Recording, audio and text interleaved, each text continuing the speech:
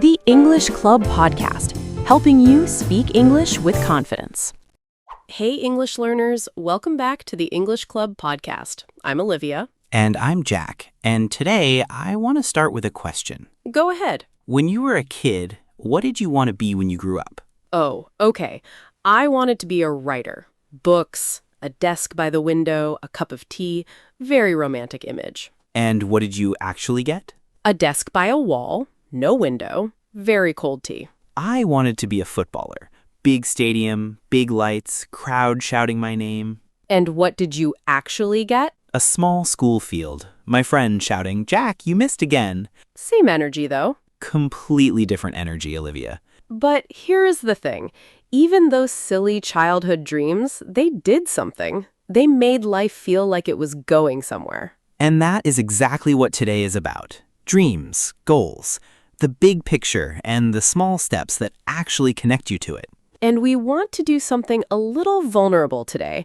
We are going to share our own real dreams, not the impressive version, the honest one. Which for me is slightly terrifying, but fine. And before we go further, if you enjoy English learning through real conversations like this, please like this episode, subscribe to the English Club podcast, and share it with someone who is also building their English. And we want to hear from you.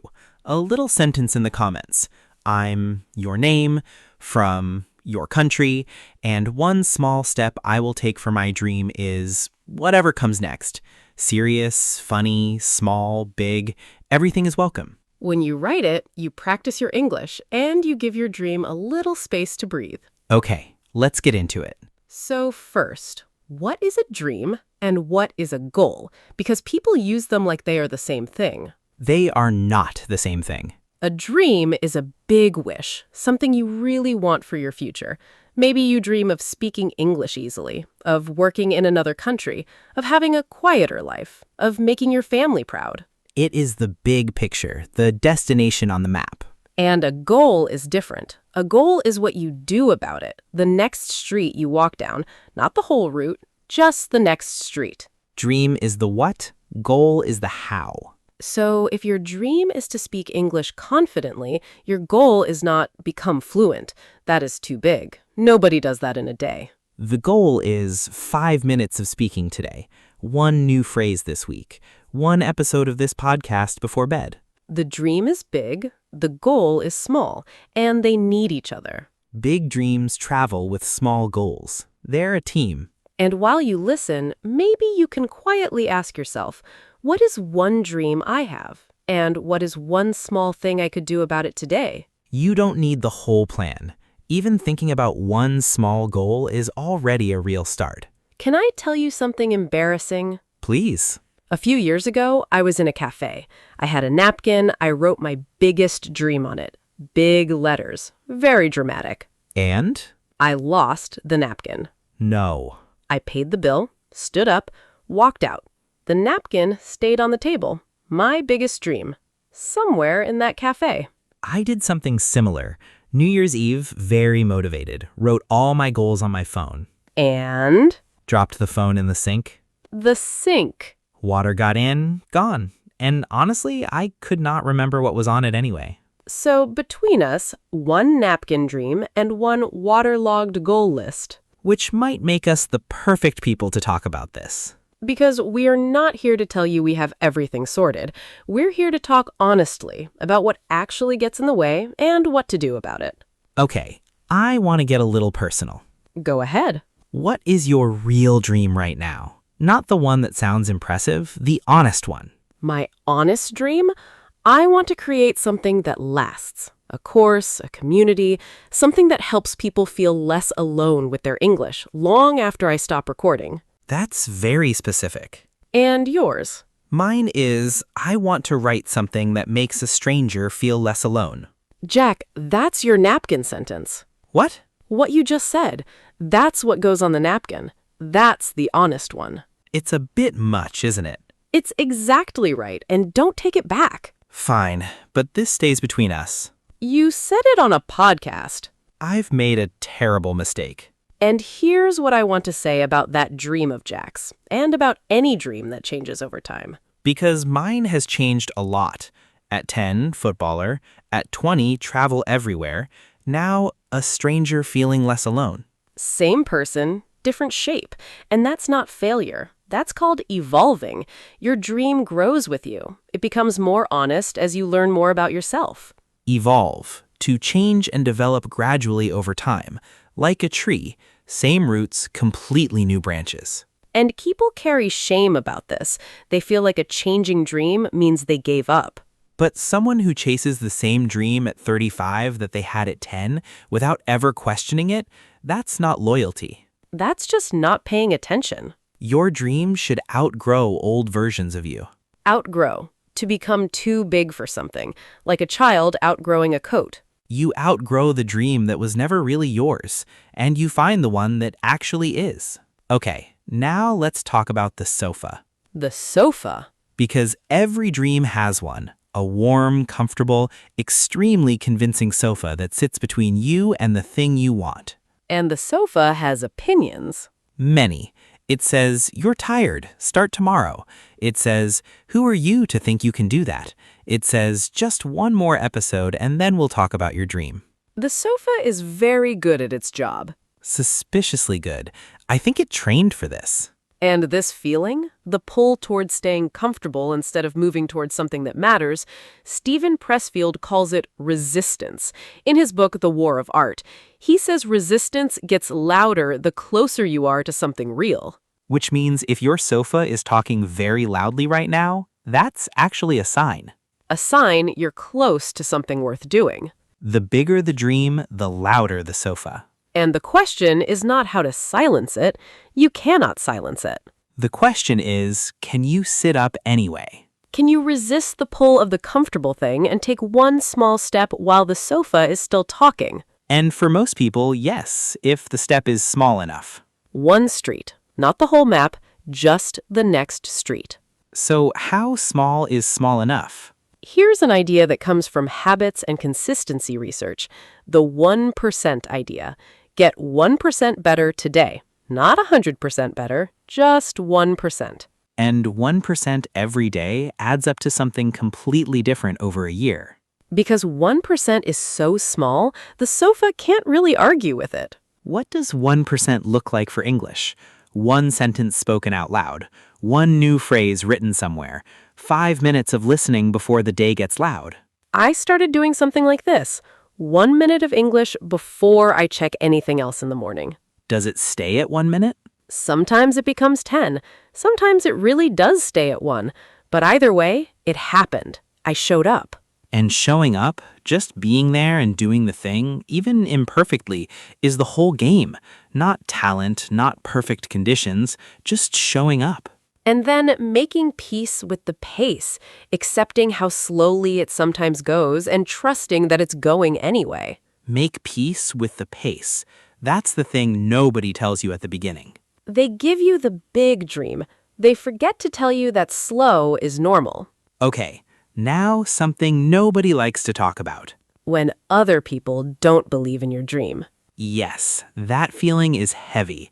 You're excited inside. You share your dream and someone says, that's impossible. Be realistic. Are you sure?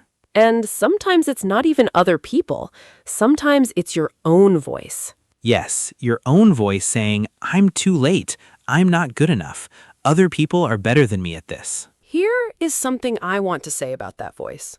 And it is going to sound strange. Go ahead. The inner critic, that voice of self-doubt, has terrible taste. Terrible taste. If you could see it, it wears the wrong shoes. It gives the most boring advice.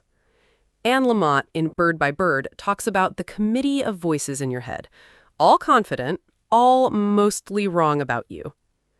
Elizabeth Gilbert in Big Magic says you work alongside the fear, not after it goes away, because it does not go away. It just gets quieter as you move. So when the critic says, who are you to speak English in public, to chase that dream, to try that thing? You say, noted, and then do it anyway. And I will be honest, I second-guess myself constantly, even now. You do? All the time. I have learned to move while the second guessing is still happening, instead of waiting for the doubt to go away before I start. That is the real thing, isn't it? Not confidence before, confidence during. And here, Jack, I want to ask you something. Okay? Your inner critic. What does it say to you? It says this podcast is not good enough. It says nobody wants to hear what I think. It told me not to say the stranger feeling less alone thing because it was too much. And you said it anyway. I said it anyway. From the outside, that looks like confidence. From the inside, it was terrifying. That is the most useful thing you have said today. Don't get used to it. And when the voice wins, when you stop, quit, put the books away, go back to the sofa for 3 weeks, the napkin dream is still there. It waits. It does. It does not say, oh, you missed 2 weeks, I'm leaving. It is more patient than that. And the coming back, that is the best part of the story. There's a phrase you hear everywhere, in sport, in films. A setback is a setup for a comeback. A setback is anything that pushes you backwards. A failure, a difficult month, a week where nothing worked. And a comeback is when you return. And the person who comes back after a setback knows something the person who never struggled does not know. They know the dream survived the stopping.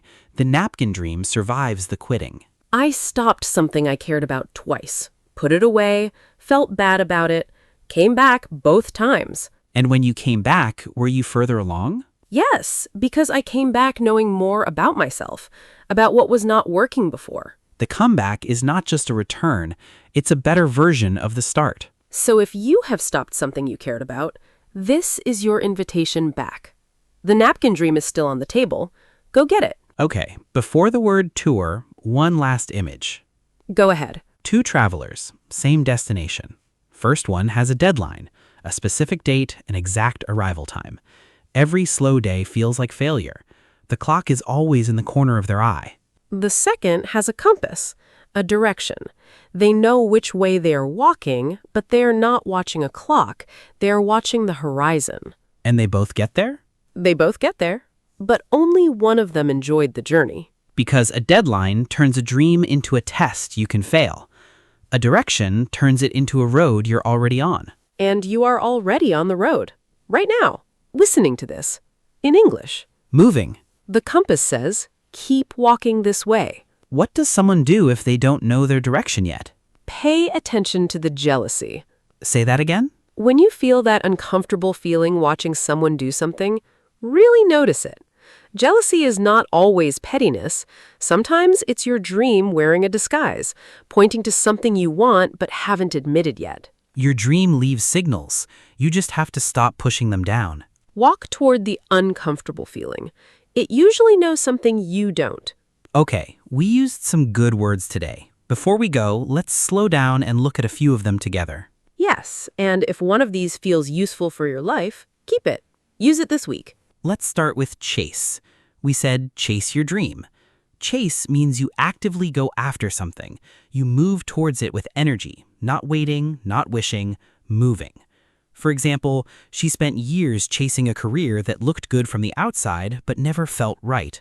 Or, chasing a dream when life is busy is hard, but showing up every day is how it happens. Repeat, chase. Next, show up. We use this one a lot today. To show up means to be there and do the thing, even imperfectly, even when you don't feel like it. For example, she did not always feel motivated, but she showed up every day. Or, the secret to most long-term progress is just showing up when it would be easier. Not to. Repeat, show up. Evolve. Your dream evolves, your goals evolve. To evolve means to change and grow over time, naturally, gradually, like a tree growing new branches. For example, her dream evolved from wanting success to wanting meaning. Same person, different shape. Or your goals should evolve as you do. A dream that never changes may be one you stopped thinking about. Repeat, evolves. Outgrow. To outgrow something means to become too big for it, to develop past it, like a child outgrowing a coat. For example, he outgrew his original plan and finally admitted he wanted something completely different. Or, it's okay to outgrow a goal. It means you grew. Repeat, outgrow. Resist. we talked about resisting the sofa. To resist means to fight against a pull, to hold firm when something easier is calling you away. For example, she had to resist the urge to check her phone every time the writing got difficult. Or resisting the comfortable thing and choosing the meaningful one, that's where real growth lives. Repeat, resist. Setback. A setback is anything that pushes you backwards. A failure, a hard week, a month where nothing worked. For example, missing 3 weeks was a setback, but not the end of the journey. Or every comeback story starts with a setback. Repeat, setback. Comeback. A comeback is when you return after a setback. You get back up. You try again. For example, her comeback after 6 months away was stronger than her first attempt because she understood herself better. Or, the comeback is the most interesting part of the story. Repeat, comeback. Get back on track. When you get back on track, you return to the right direction after losing your way. For example, after a difficult month, she got back on track by starting with just 5 minutes a day. Or, you do not need to be perfect. You just need to know how to get back on track. Repeat, track. Second guess. To second guess yourself means to doubt a decision after you've already made it, to question whether you were right. For example, she second guessed herself every time she sat down to write, but she sat down anyway. Or, the inner critic is mostly just the habit of second guessing yourself dressed up as wisdom. Repeat, second guess. And direction. Not just which way to go physically, but the deeper sense of what you're walking toward in your life. For example, she didn't know every step of the journey, but she had a clear direction, and that was enough. Or, a dream does not need a deadline. It needs a direction. Repeat, direction. Good words. All of them. Your own life, your own English. Use one of them this week. So, before you go, the napkin question. You've been sitting with it this whole episode. If you had 10 seconds and a napkin, what's the honest dream you'd write on it? Not the polished version, the one that's a little embarrassing to say out loud, the one that's been in the back of your head for a while. Write it in the comments. 1 word, 1 sentence, even in your own language with 1 English word mixed in. That counts. And remember, your dream doesn't need a perfect you. It needs a you who comes back again and again, even with small steps. Every time you press play on this podcast, you're coming back to your dream, even if it's just for 20 minutes. That's already something. That's already enough. And if this episode helped, please like it, subscribe to the English Club podcast, and share it with someone who is chasing something today. You don't need a deadline. You need a direction. Pick up the napkin. Start walking. Grow your English. Grow your life. This is Olivia. And this is Jack. And you have been listening to the English Club podcast. Goodbye.